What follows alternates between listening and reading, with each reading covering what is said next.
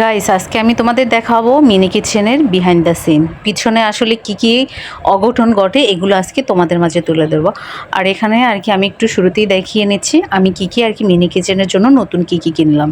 তো এই যে সব কিছু একটু গুছগাছ করে নিয়ে রান্নায় চলে আসলাম। আর এই দেখতে পাচ্ছ বিশাল সাইজের দুইটা কাতলা মাছ, তোমরা আবার কেউ পুঁটি মাছ বইলো না, ওকে।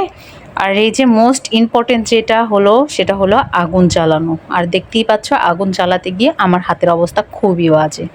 যাই হোক, এই যে মাছে হলুদ লবণ মরিচ মেখে খুব সুন্দর করে একটু মাখিয়ে নিচ্ছি।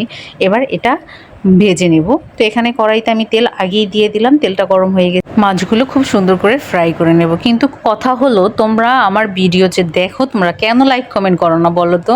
তোমরা লাইক কমেন্ট না করলে কি আমার ভিডিও করার উৎসাহ বাড়ে? একটু বল আমার ভিডিও ভালো হয়েছে না খারাপ হয়েছে। তোমরা যদি কমেন্টই না করো তাহলে আমি কি করে বুঝবো? আমার কিন্তু ভীষণ মন খারাপ। তোমরা কেন আর কি ভিউ ঠিকই হয়, মোটামুটি যাই হয়, কিন্তু তোমরা একদমই লাইক কমেন্ট করো না। তোমাদের সাথে আমি খুব আর কি রাগ করছি। যাই হোক, এই যে দেখতে পাচ্ছ আমি কথা বলতে বলতে মাছগুলো কিন্তু একদম খুব সুন্দর করে ফ্রাই করে নিয়েছি।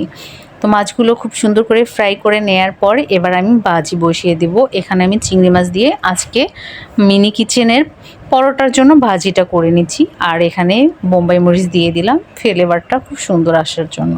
এই যে দেখতে পাচ্ছ ভাজিটা দিয়ে দিয়েছি আমি অফ ক্যামেরায়, কারণ ভিডিওটা আর কি অনেক লং হয়ে যায়, সেজন্য আর কি অনেকটা কেটে কুটে দিয়েছি। তোমরা একটু ধৈর্য নিয়ে দেখো প্লিজ। আর এখানে ভাজিটা আস্তে আস্তে হতে থাক আর আমি পরোটাগুলো বেলে নিচ্ছি।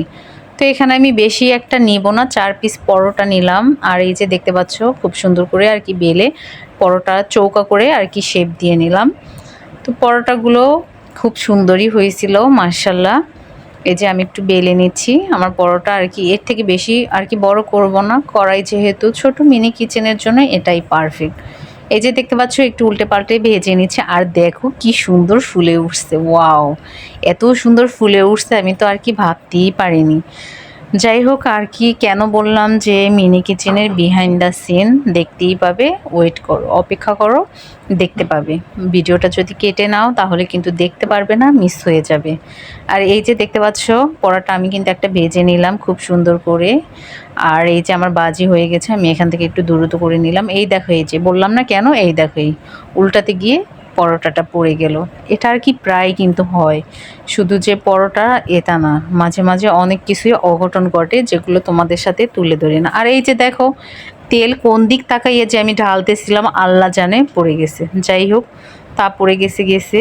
আর এখানে এই যে দেখতে পাচ্ছ আমি নিজেরটা নিজে একটু টেস্ট করে নিচ্ছি, ইয়াম্মি, ভীষণ টেস্ট হয়েছিল। মাছও একটু খেয়ে নিলাম, খুব সুন্দর করেই ভাজা হয়েছে।